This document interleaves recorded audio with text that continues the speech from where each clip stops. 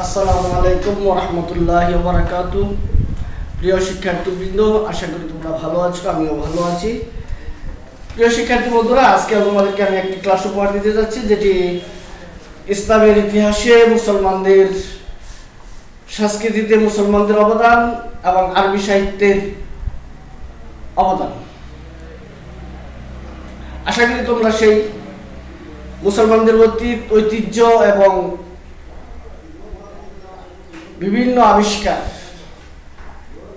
পদার্থবিজ্ঞান, রসায়ন, গণিত, জ্যোতিষবিদ, এই সমস্ত জ্ঞানে মুসলমানদের যে কত পারদর্শিতা ছিল, কত গুরুত্ব, কত তাৎপর্য ছিল, এবং তারা সারা পৃথিবীতে যে তাদের আলো ছড়িয়ে দিয়েছে, সেটার উপরে আজকে তোমাদের ক্লাস দেওয়ার চেষ্টা করবো ইনশাআল্লাহ তাআলা। প্রিয় শিক্ষার্থী বন্ধুরা, আশা করি তোমরা যে যেখানে আছো ভালো আছো। আমি মোহাম্মদ নুরুল হক, সহকারী মৌলভী নাদিয়া শেখুল আদর্শ দাখিল মাদ্রাসা শ্রীপুর গাজীপুরের অনলাইন ক্লাস থেকে তোমাদেরকে জানাচ্ছি আন্তরিক অভিনন্দন। আর তোমাদেরকে জানাচ্ছি আমার অনলাইন ক্লাসে আমন্ত্রণ। আর আমি যাদেরকে আমন্ত্রণ জানাচ্ছি, অবশ্যই তোমরা দাখিল অষ্টম শ্রেণীর শিক্ষার্থী বন্ধুরা হবে। প্রিয় শিক্ষার্থী বন্ধুরা, আজ 16 মার্চ,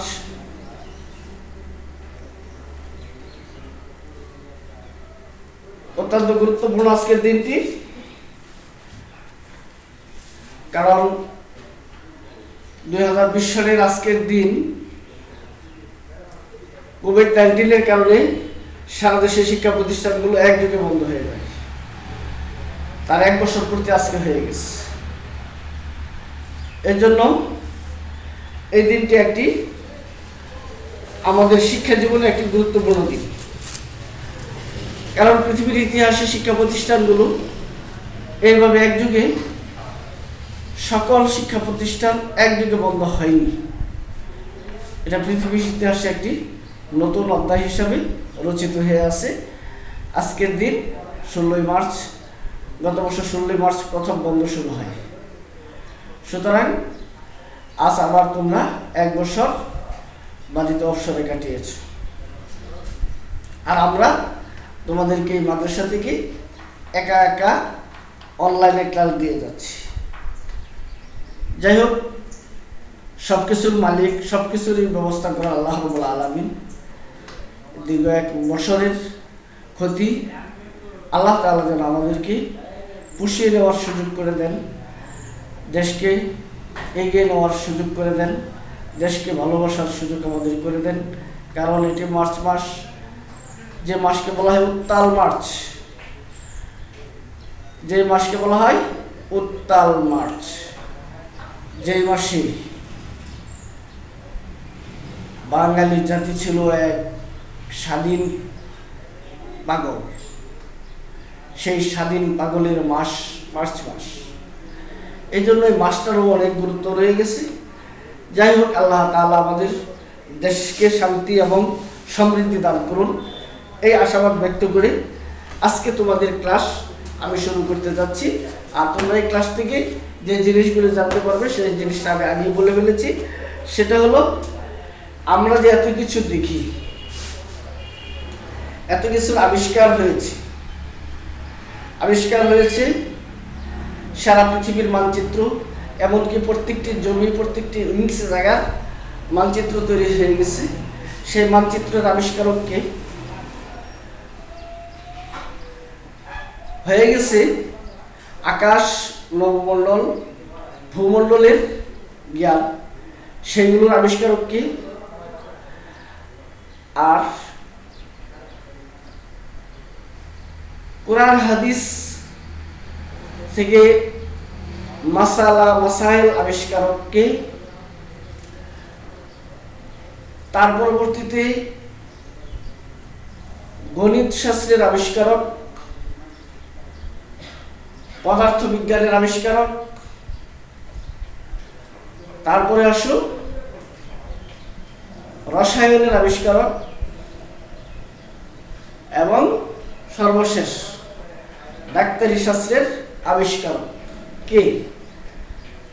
এবং সেই সংস্কৃতিতে অবদান কাদের, আজকের পাঠের মূল আলোচ্য বিষয়গুলো হলো এইগুলি। তোমরা যদি একটু ভালো করে মনোযোগ দিয়ে পড়ো তাহলে এই সব কিছুর সমাধান আজকের পাঠ থেকে পেয়ে যাবে প্রিয় বন্ধুরা। তাই আজকের গদ্যের আজকের পাঠ শিরোনাম হয়ে গেছে আসারুস সাকাফাতুল ইসলামিয়া।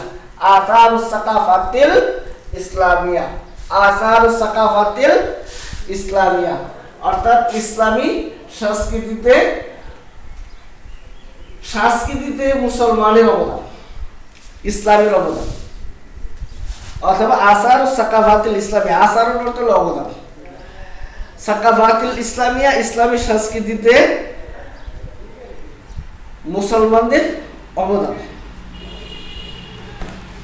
এখন আসো, আমাদের আলোচ্য বিষয় হলো সংস্কৃতিতে মুসলমানদের অবদান, ইসলামের অবদান। এটা হলো আমাদের আলোচ্য ভিত্তি। আমরা সেই আলোচনা এগিয়ে যাব। দেখি আমাদের লেখক বইয়ের মধ্যে কি লিখেছেন। প্রিয় বন্ধুরা, দেখো তোমাদের বইয়ের মধ্যে সুন্দর করে লেখা আছে তাকামুস সাকাফাতুল ইসলামিয়া আলাল কিতাব ওয়াস সুন্নাহ। ইসলামী সংস্কৃতির মূল ভিত্তি হলো তিনটা জিনিস। ইসলামী সংস্কৃতির মূল ভিত্তি হলো তিনটা জিনিস। আমাদেরকে খুব গুরুত্ব দিয়ে বুঝতে হবে। ইসলামী সংস্কৃতির তিনটা বস্তু হলো মূল। একটা হলো কিতাব,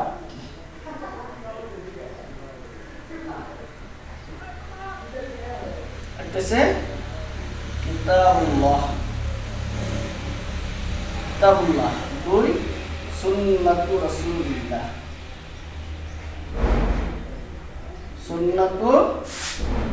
সুন্নাতুর রাসূল, সুন্নাতুর রাসূল। আরেকটা হলো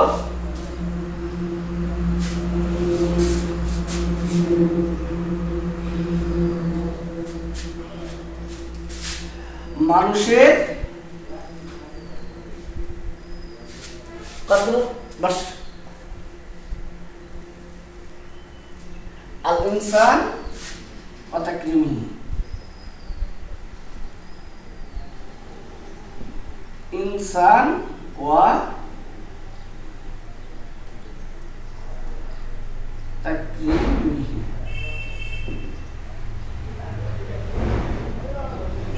ইনসান ওয়া তাকরিমিহি, মানুষ এবং মানুষের সম্মান। তাহলে ইসলামী সংস্কৃতিতে মূল অবদান রেখেছেন যে জিনিসগুলো, সেগুলো কি? কোরআন, আল কোরআন, কিতাবুল্লাহ, আল কোরআন, সুন্নাতুর রাসূল সাল্লাল্লাহু আলাইহি সাল্লাম, রাসূল সাল্লাল্লাহু আলাইহি সাল্লামের সুন্নাত, রাসূল সাল্লাল্লাহু আলাইহি সাল্লামের সুন্নাত। আর অবদান রেখেছেন কোরআন, সুন্নাত, আল্লাহর নজর ফিকরাতুল আল্লাহর নজরি ইনসান ওয়া তাকরিমি। মুসলমান বলা হচ্ছে মানুষের মর্যাদা, মানুষ এবং মানুষের মর্যাদা। এটা হলো ইসলামী সংস্কৃতির অবদান। ইসলামী সংস্কৃতির ভিত্তি হলো এগুলি, অর্থাৎ মানুষ এবং মানুষের সম্মান, মানুষ এবং মানুষের সম্মান, মানুষ এবং মানুষের সম্মান। এটা হলো ইসলামী সংস্কৃতির মূল ভিত্তি। ভিত্তি করে হলো তিনটা, তাহলে কোরআন, সুন্নাত এবং মানুষ এবং মানুষের মর্যাদা। এইগুলোর উপর ভিত্তি করেই ইসলামী সংস্কৃতি গড়ে উঠেছে। এইগুলোর উপরে ভিত্তি করে ইসলামী সংস্কৃতি গড়ে উঠেছে। তাই তো লেখক এখানে বলে দিয়েছেন কি, তাতামিবুস সাকাফাতুল ইসলামিয়া আলা কিতাব ওয়া সুন্নাহ ওয়া আলা নাজরাতিল ইসলাম ইলাল ইনসান ওয়া তাকরিমিহি। যে ইসলামী সংস্কৃতি ভিত্তি হলো কিতাবের উপর, সুন্নাতের উপর এবং ইসলামে মানুষ এবং মানুষের সম্মানের দৃষ্টিকোণ, এটার উপরে ভিত্তি করে ইসলামী সংস্কৃতি গড়ে উঠেছে। আর এই ইসলামী সংস্কৃতিতে যারা অবদান রেখেছেন তাদের বলেছে লাম তুসহিম আইয়ু উম্মাতিন মিন উমামিল আরদি বিকাদরি মা আসহামাল মুসলিমুনা ফি তাকাদ্দুমিল বাশারি খিলাল ইজতিহাদিল উলুম ইনদাল আরব ওয়াল মুসলিমিন। এই জায়গাটা আমাদের একটু সুন্দর করে বুঝিয়ে দিতে হবে। লাম তুসহিম আইয়ু উম্মাতিন মিন উমামিল আরদি, এখানে একটা শব্দ আমরা জেনে নেই, লফি জাহাদ বলুম বলাম, লফি জুহুদ বলাম অতীতকালের অর্থ দিয়েছে, অর্থাৎ অতীতে কারো এরকম অংশ নাই, কোনো জিনিসকে সত্যভাবে নিষেধ করার জন্য আসছে যে অতীতে কারো এরকম অংশ বা এরকম অবদান নাই। আই উম্মাতিন উম্মত, কোন উম্মতের এরকম অংশ নাই মিন উমামিল আরদি, জমিনের যতগুলো জাতি আছে। উমাম অর্থ জাতি, এখানে উমাম অর্থ জাতি, উম্মত অর্থ হলো জাতি, উম্মত অর্থ হলো জাতি, এখানে জাতি অর্থ ব্যবহার করা হয়েছে। যে পৃথিবীতে কোনো জাতির অংশ নাই, লাম তুসহিম কোনো অংশ নাই, আই উম্মাতিন মিন উমামিল আরদি জমিনে যতগুলো জাতি বাস করে, জমিনে যতগুলো জাতি বাস করে সে সমস্ত জাতিদের মধ্যে কোনো জাতির অবদান নাই। কারণ বলছে যে কোনো জাতির অবদান নাই বিকাদরি মা আসহামাল মুসলিমুন, মুসলমানদের যে অংশ ফি তাকাদ্দুমিল বাশারি মানব উন্নয়নে, বলছে মানব উন্নয়নে, মুসলমান মানব উন্নয়নে পৃথিবীতে এমন কোন জাতি নেই যেই জাতি খিলালা ইজতিহাদিল উলুম ইনদাল আরব ওয়াল মুসলিমুন, মুসলমান এবং আরব জাতির কাছে যে পরিমাণ জ্ঞানের ভান্ডার রক্ষিত ছিল। বলছে যে মানব উন্নয়নে পৃথিবীতে এমন কোন জাতি নাই, এমন কোন জাতির কোনো অবদান নাই যে পরিমাণ অবদান আরব এবং মুসলিম জাতির রয়ে গেছে।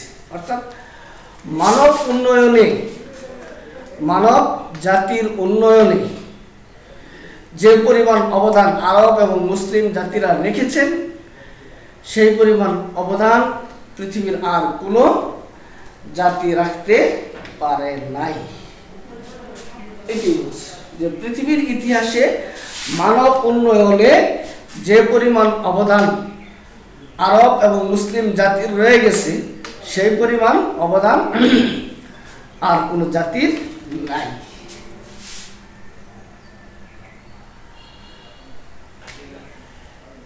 এখন বলতেছে তার প্রমাণ হিসাবে বলতেছে যে দাবি করে নিল যে আরব এবং মুসলিম জাতির অবদানে পৃথিবীর শ্রেষ্ঠ অবদান মানব উন্নয়নে, তাকাদ্দুমিল বাশারিয়া জিনিসটা মনে রাখতে হবে। মানব জাতির উন্নয়নে, মানব উন্নয়নে মুসলমান এবং আরব জাতির যে অবদান সেই অবদানটা অন্য কারো নাই।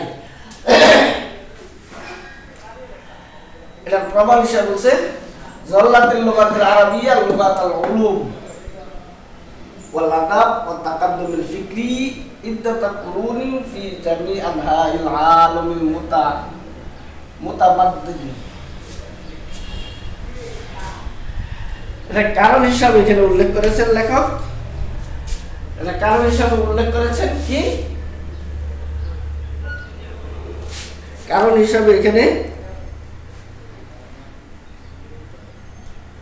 জল্লাতিল লুগাতাল আরাবিয়্যা লুগাতাল উলুম ওয়াল আদাব ওয়া তাকাদ্দুমিল ফিকরি ইদ্দাতাত কুরুনিন ফি জামি আনহাইল আলামিল মুতামাদ্দিদ।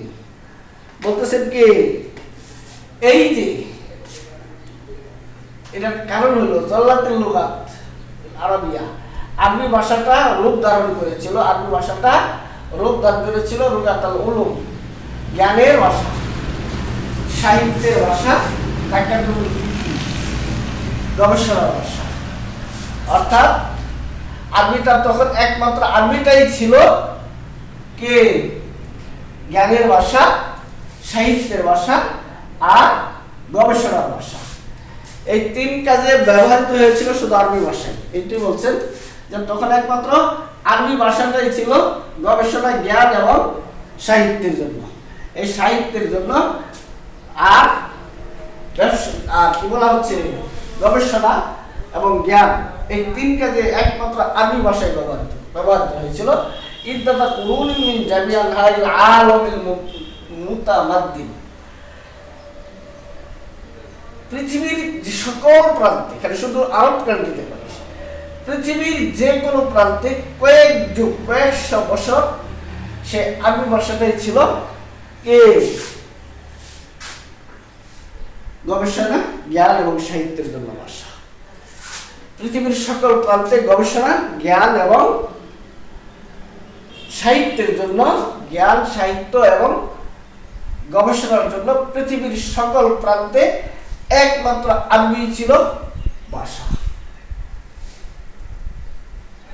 সুতরাং লাকাদ নাশআতিল হাজাতু ইনদাল মুসলিমিনা ইলা তাআরুফ ইলাল কুরআন ওয়াস সিরাতার রাসূল, যখন সেই কোরআন বা আরবি, আর আরবি যেহেতু কোরআন দ্বারাই আরবি ভাষার অবতরণ, এই জন্য মুসলমানদের প্রয়োজন দেখা দিল। মুসলমানদের প্রয়োজন দেখা দিল কিসের?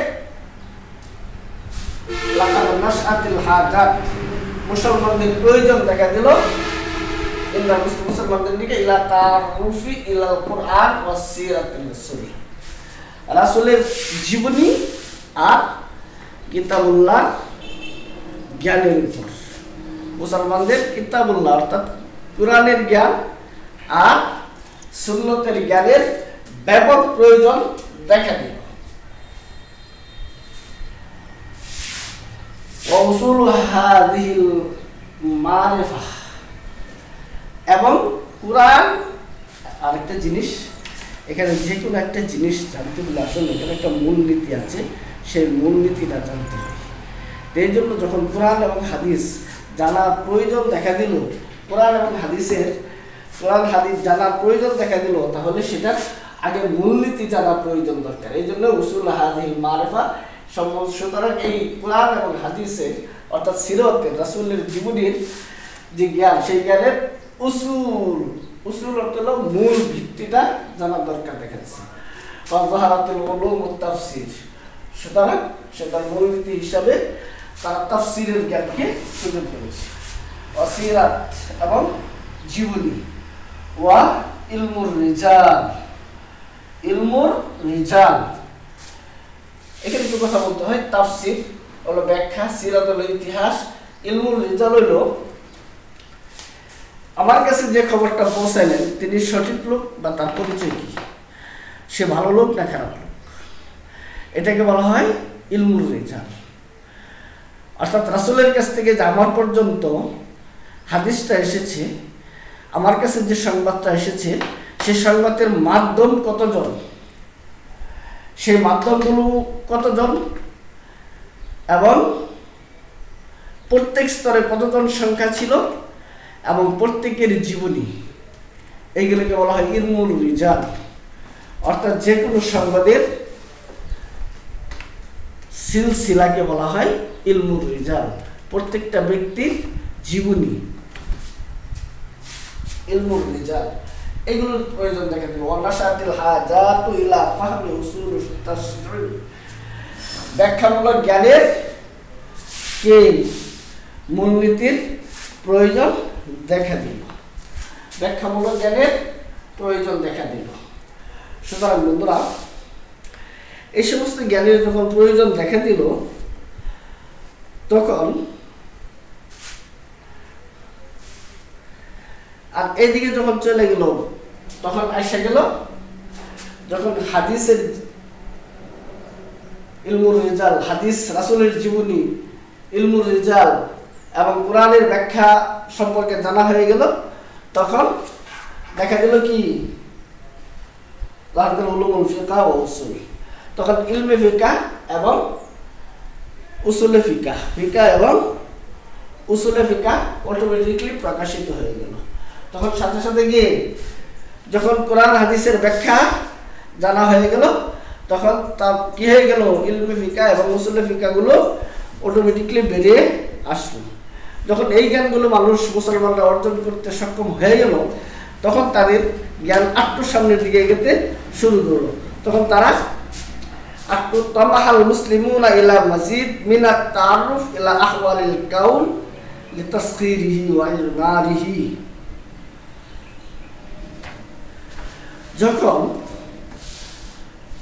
তখন মুসলমানদের একটু লোভ লালসা হয়ে গেছে, মুসলমানদের একটু কি লোভ হয়ে গেল। সে লোভটুকু কি,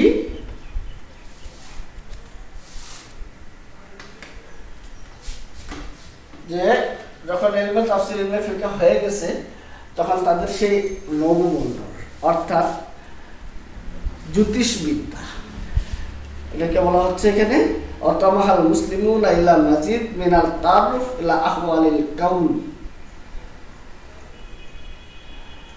আহওয়ালিল কাউন, আহওয়ালের অবস্থা, আহওয়াল অর্থ হলো অবস্থা। তখন তাদের প্রয়োজন দেখা দিল কি জ্যোতিষবিদ্যা। জ্যোতিষবিদ্যায় তারা চেষ্টা করলো কি মুসলমানগণ আগ্রহী হলো তা আবাদ এবং ব্যবহারযোগ্য করে তোলার। তখন তাদের এই ফালাকুল কাউন, খোলা আকাশটা যে আছে, এই খোলা আকাশটাকে কি করার জন্য, আবাদ করার জন্য এবং সেটা বাসোপযোগী করার জন্য, অর্থাৎ পৃথিবীর মাটিগুলোকে আবিষ্কার করার জ্ঞান তাদের পিপাসা হলো। অর্থাৎ মাটি কোথায় আছে, পৃথিবীতে খোলা আকাশের ভিতরে যে জায়গাগুলো আছে সেইগুলো জ্ঞানের উপরে তাদের কি সক্ষতা দেবে। ওয়াজাহারাতিল ইনায়াতু বিল উলুমির তাজরিবিয়া ওয়াল মুজাররাদা, তখনই তাদের একক এবং পরীক্ষামূলক জ্ঞানের প্রসার ঘটিয়ে দিল। তখন তারা একক এবং পরীক্ষামূলক জ্ঞান তারা শুরু করে দেয়। তাজরিবিয়া ওয়াল মুজাররাদা, একক এবং পরীক্ষামূলক এবং একক জ্ঞানের চেষ্টা তারা চালিয়ে যায়। যেমন সে একক জ্ঞানের হিসাবে বলতেছেন কি কার রিয়াজাত ওয়াল ফালাক ওয়াল কিমিয়াত। একটা হলো কি জ্যোতিষবিদ্যা, সেগুলো হলো কি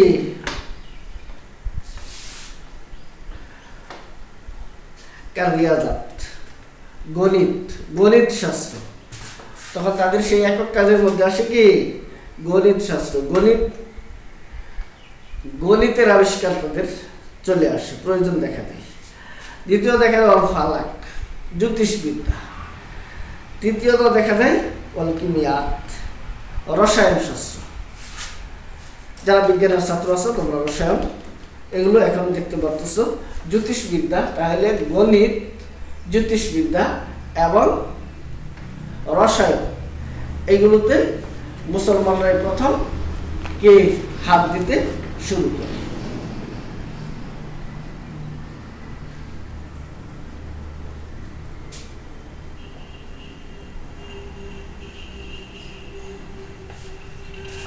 যাই হোক, তার পরবর্তীতে আসি ওয়াকানাল ফালাক ওয়াল রিয়াজাত আউয়ালুল উলুম আল্লাতী লাফতাদাত আনজারুল উলামা ওয়াল মুসলিমিন। যে পাণ্ডিত্য লাভ করেছিল মুসলমানগণ সেটা হলো ফালাক, জ্যোতিষবিদ্যা এবং গণিত শাস্ত্রে। আউয়ালুল উলুম আল্লাতী লাফতাদাত আনজারুল উলামা মুসলিমিন, মুসলমান জ্ঞানীদের প্রথম কে চেষ্টাই চালিয়ে গেল পরে জ্যোতিষবিদ্যা এবং গণিত শাস্ত্রের। হাত্তা লাকাত আদাতিল ইহতিমাম বিল ফালাকিল উলামা ওয়া আনফুসুহুম ইলা খুলাফা ওয়াল উমারা ওয়াস সালাতিন। এমনকি তখন কার রাজ্যে অবস্থান করা বা দেশের আমির উমারারা এই জ্যোতিষবিদ্যাকে অনেক গুরুত্ব দিতে শুরু করলো এবং তারা সেটার উপরে বেশ গবেষণা এবং এর জন্য উৎসাহ প্রদান করলো এবং সেটার উপরে বেশ অবদান রাজা বাদশারা দিয়ে গিয়েছিল। ওয়াহিনা নাজকুরু ইসহামুল মুসলিমিনা ফির রিয়াজাত ওয়াস সিফরি বিসুর খাসাতি। এখন বলতেছে আমরা যখনই গণিত শাস্ত্রে মুসলমানদের অবদান নিয়ে আলোচনা করতে যাই এবং সেটার উপরে তীক্ষ্ণ নজর দিই, খুব গুরুত্বের সাথে যখন সেটা দেখতে যাই, তখন আমরা কে লা রাস্তাতি আনসার রইস বাইতুল হিকমাল খাওয়ারিজমি, তাহলে আমরা সেই খাওয়ারিজমিকে ভুলে যেতে পারিনি, খাওয়ারিজমির অবদানকে অস্বীকার করতে পারিনি, যিনি বাইতুল হিকমা কি ছিলেন, মালিক ছিলেন, যিনি কে রইস বাইতুল হিকমা, বিজ্ঞানাগারের রইস নেতা ছিলেন। রইস হল নেতা, লিডার, প্রধান। তাহলে রইসুল উলামা খাওয়ারিজমি তিনি ছিলেন গবেষণাগারের প্রধান খাওয়ারিজমি। ওমা আসমি বিহি ফি ইলমিল জিবরি ইযা কানা গায়রুল মুসলিমিন। আচ্ছা যাই এটা পরের কথা। ওমা আসমি বিহি ফি ইলমিল জিবরি, জিবরুর অর্থ হইছে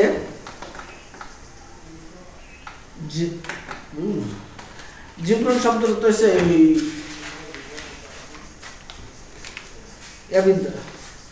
বীজগণিত। জিবরুর হচ্ছে বীজগণিত।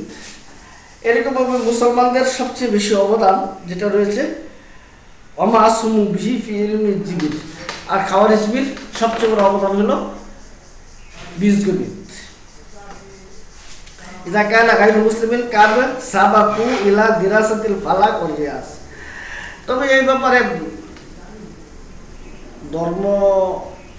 ইসলাম ধর্মের বাহিরের লোকেরা, অর্থাৎ যারা ইসলাম ধর্মের বাহিরে ছিল, অন্য ধর্মাবলম্বীরা সেই জ্যোতিষবিদ্যা এবং গণিত শাস্ত্রে তারা এগিয়ে যায়।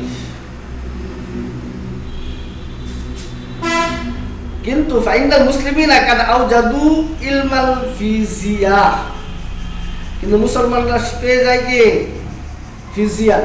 ফিজিক্যাল, আমরা যেটা ফিজিক্যাল বলে থাকি, অর্থাৎ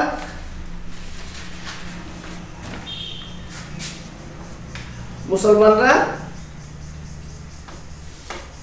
পদার্থবিদ্যার একক ক্ষমতা রাখে, একক অধিকার, এটাই বলছেন।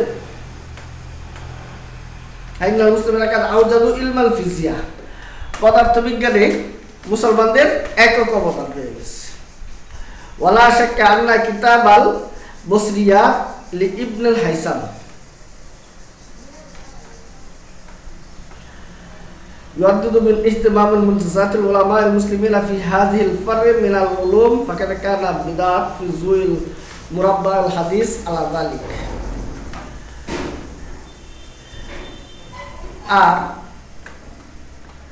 ইবনে হাইসামের পদার্থবিজ্ঞানের মুসলমানদের একক অবদান, এখানে সংক্ষেপে বলতেছি বন্ধুরা, তোমাদের বইয়ের মধ্যে সংক্ষেপে লিখেছে। এরকম ইবনে হাইসামের আলোকবিদ্যায় তার বই, পৃথিবীতে একমাত্র তার বই ছিল আরবি ভাষায়, যেটা আলো, তার ভাষাগুলো আরবিতে বিদ্যমান হয়ে গেছে। আর এই আরবিগুলোই প্রমাণ করে যে কি মুসলমানদের কত অবদান। বন্ধুরা, এটার অর্ধেক অংশ আজকে পড়েছি, বাকি অংশ এই মুসলমানদের ইতিহাসের বাকি অংশ ইনশাআল্লাহ যদি আগামীকাল সুযোগ হয় বাকিটা পাঠ করবো। তবে আজকে এখান থেকে আমি তোমাদেরকে কিছু শব্দ সেটা ব্যাখ্যা করার চেষ্টা করবো ইনশাআল্লাহ তাআলা। আমরা এই যে শব্দগুলো লিখেছি, এখানে তাতামিদুর একটা শব্দ আছে, তারপরে দেখো এই তাতামিদুর মানে আর কোনো শব্দ আছে কিনা। একটা শব্দ আছে তুসিমু,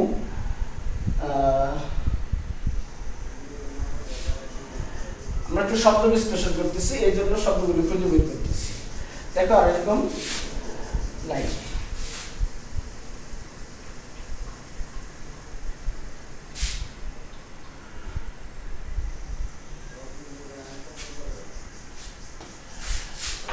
এখানে মাত্র 3টা শব্দ আছে, সেটা আমি অন্য সময় বলতেছি বা এখনই বলতেছি।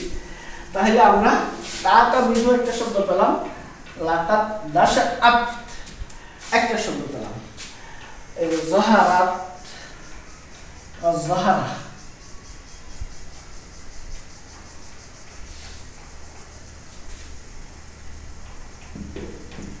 জহারা, জল্লাত আরেকটা শব্দ আছে জল্লাত।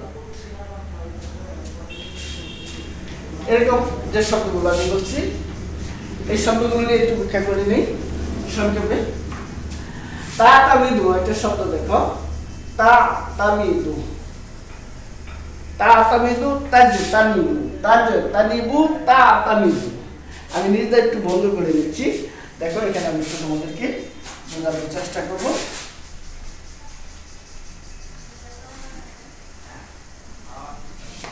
এই একটা তা তামিদু,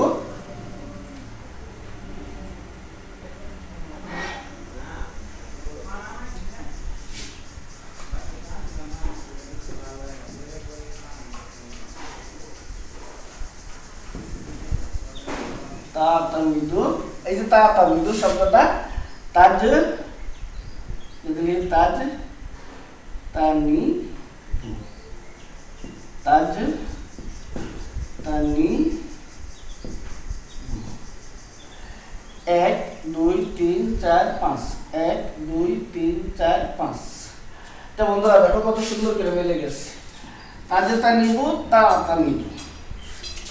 তাহলে আমার বুঝতে অসুবিধা নেই, আমাদের সরফের বইয়ের মূল আলোচনায় চলে এসেছে এটা কি, তা তামিদু, তাজ তানিবু, তাজ তানিবু বাবে ইফতিআল, তাজ তানিবুটা বাবে ইফতিআল।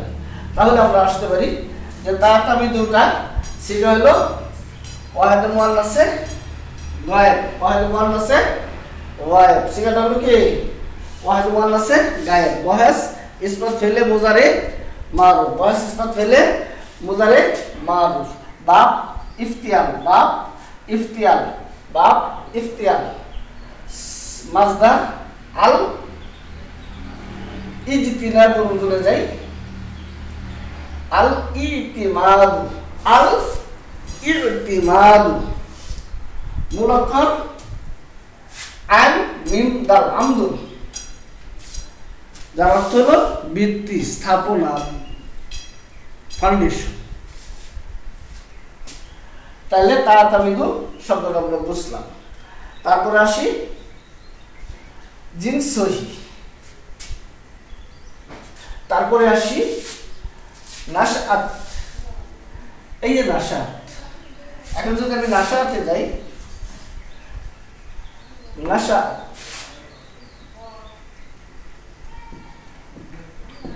সিগা এটাও ওয়াহিদ মুআন্নাসে গায়েব, ওয়াহিদ মুআন্নাস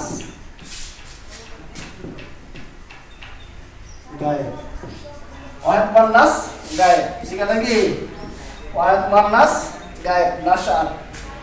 বহেস ইসবাত ফেলে মাজি মারুফ, ইসবাত ফেলে মাজি মারুফ, বহেস ইসবাত ফেলে মাজি মারুফ, বহেস ইসবাত ফেলে মাজি মারুফ।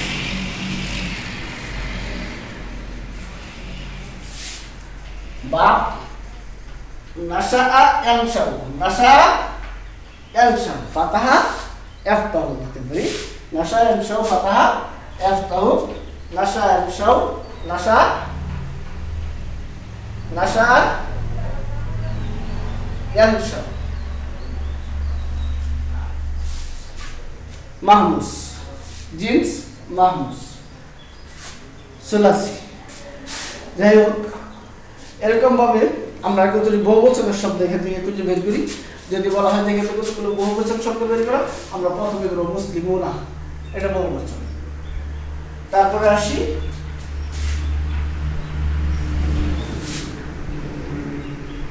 মুসলিমুনা, চলে গেলাম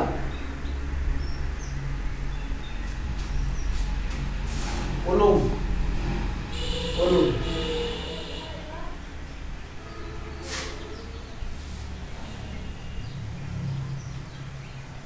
উলুম, উসুল,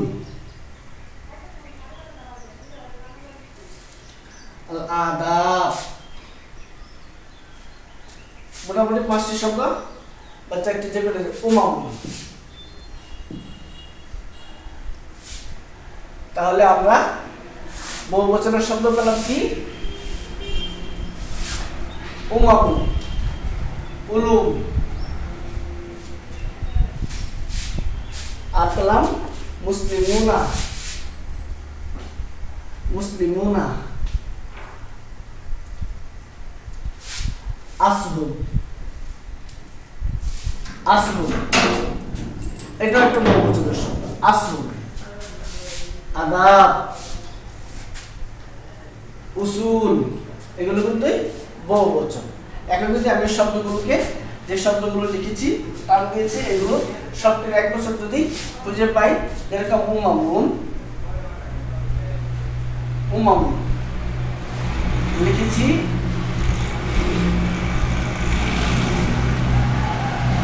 আস, তারপরে উলুম, তারপরে আল আদাব,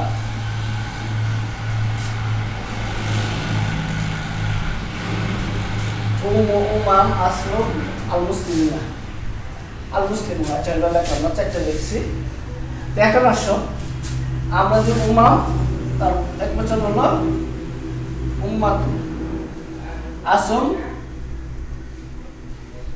সাহমুন, উলুম, ইলমুন, আদাব, আল আদাব, আল আদাব। যেটার শুরুতে আলিফ লাম থাকে, বন্ধুরা একটা জিনিস মনে রাখবি, তোমার প্রশ্নে উল্লেখ করা বা তোমাকে যে শব্দটা লেখার জন্য বলা হয়, সেই শব্দগুলো যখন লিখবে, তখন শব্দের শুরুতে যদি আলিফ লাম থাকে, তাহলে তুমি যে শব্দটা সেটা থেকে বিপরীত শব্দ লেখো, আর বহুবচনে লেখো, আর একবচনে লেখো, আর কি না কয় পুল্লিঙ্গ স্ত্রীলিঙ্গ লেখো। উল্লেখিত শব্দের মধ্যে যদি আলিফ লাম থাকে, উল্লেখিত শব্দের মধ্যে যদি এরকম আল আলিফ লাম দেওয়া থাকে, আল দেওয়া থাকে, অর্থাৎ আল দেওয়া থাকে, তাহলে সেই শব্দটা তুমি ওই তৈরিকৃত শব্দটার মধ্যে অবশ্যই অ্যাড করে দিবে। এটা হলো তোমার মূল জিনিস। প্রিয় বন্ধুরা, তোমাদের 8ম শ্রেণীর আজকের যে গুরুত্বপূর্ণ ক্লাসটি আমি দেওয়ার চেষ্টা দিয়েছি, তোমরা আশা করি এ থেকে গুরুত্বপূর্ণ কিছু অংশ আমি উল্লেখ করেছি। আর বাকি অংশগুলো আরও যত শব্দ হয়, মোলাদিফ শব্দ, বিপরীত শব্দ, এই শব্দগুলো এখান থেকে উঠে তোমাদের খাতায় লিখে তোমরা চেষ্টা করবে সেগুলো বচন পরিবর্তন করার, একই শব্দের বহুমাত্রিক ব্যবহার, সেগুলো তোলার চেষ্টা করবে। এটা তোমরা নিজেরা উপকৃত হবে, আমরাও নিজেদেরকে ধন্য মনে করবো। প্রিয় শিক্ষার্থী বন্ধুরা, তোমাদের সুস্বাস্থ্য এবং দীর্ঘায়ু কামনা করে দেশ এবং জাতির জন্য এই মার্চ মাসে যারা জীবন দিয়েছেন, তাদের রুহের মাগফিরাত কামনা করে আজকের অনলাইন ক্লাস এ পর্যন্তই সমাপ্ত ঘোষণা করতে যাচ্ছি। আল্লাহ হাফিজ।